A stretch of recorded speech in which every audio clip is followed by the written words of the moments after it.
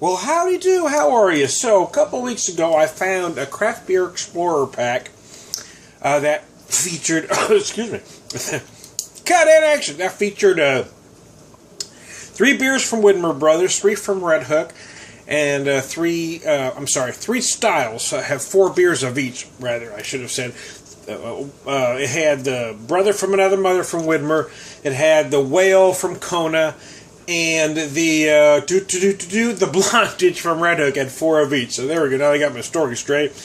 Brother from Another Mother is our take on the traditional Bavarian Hefeweizens that inspired Kurt and Rob to brew their original American Hefeweizen in 1986. This style, Bavarian style Hefeweizen, has Hallertauer and Alchemy hops, Pilsner malt, wheat malt, and Munich. It's 5.8, 16 IBUs. Yeah, you know, that seems pretty hefty. For a hefty. 5.8. Yeah, 5.8 is pretty big. So let's pour it here, shall we?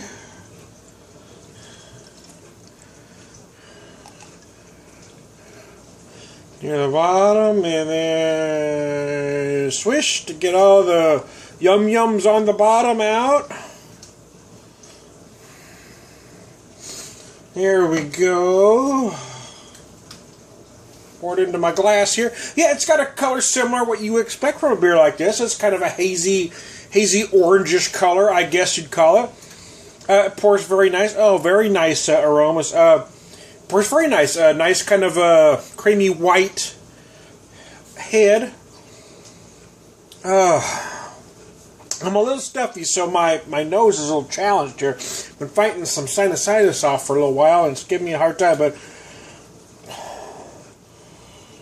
on the nose, I'm getting what you normally get from a beer like this. It's very yeasty, very, bready. You certainly get the banana and clove that you expect, so let's just take a drink.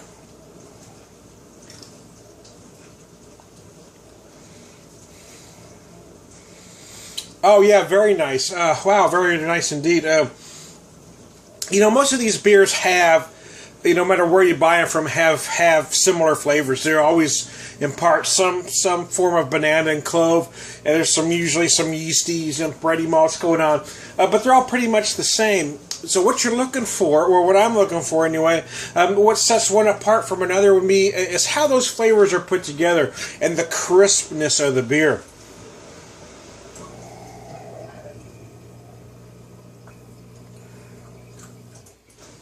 Oh, this one is actually very nice. The carbonation is spot on. It is incredibly crisp, and everything hits you in the right part of the palate, right where it's supposed to. So, but banana, you've got the bready malts up front. On the back end is where I feel the clove, and then I get this nice, crisp, clean finish that I want from a beer like this. Because let's be honest, this beer this gives you some flavor, but they are meant to be very crisp and very refreshing. They are meant for warm weather days. Well, here in America anyway, that's what we expect from a beer like this.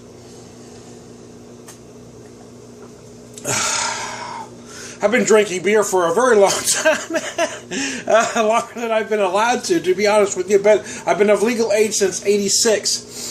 And ever since I found my first brew pub and had my first version of this beer, I moved to Washington State, actually, Bellingham, Washington, in '87, is where I first had, not this one, but the Red Hook version of, and others.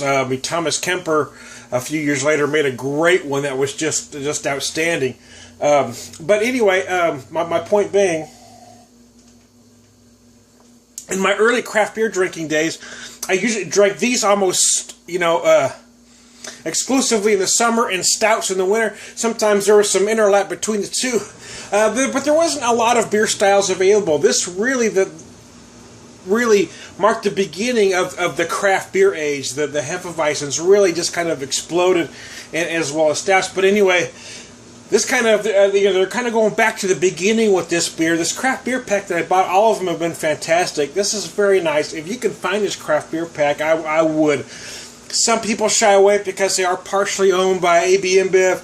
I think it's worth buying because all the beers that I've had have been fantastic.